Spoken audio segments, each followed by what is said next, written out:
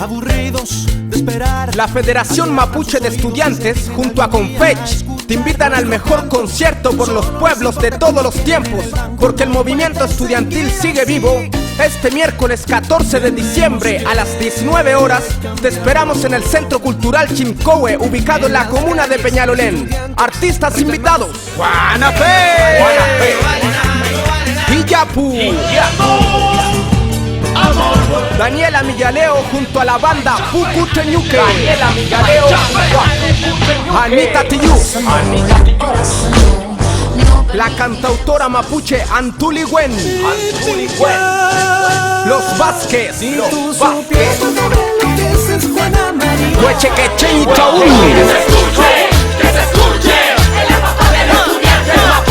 Recuerda, nos encontramos este miércoles 14 de diciembre a las 19 horas en el Centro Cultural Chimcowe, ubicado en la comuna de Peñalolén, Avenida Grecia 8787.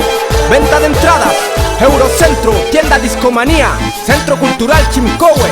Preventa 4,000 pesos, puerta 5,000 pesos. Te esperamos, te esperamos.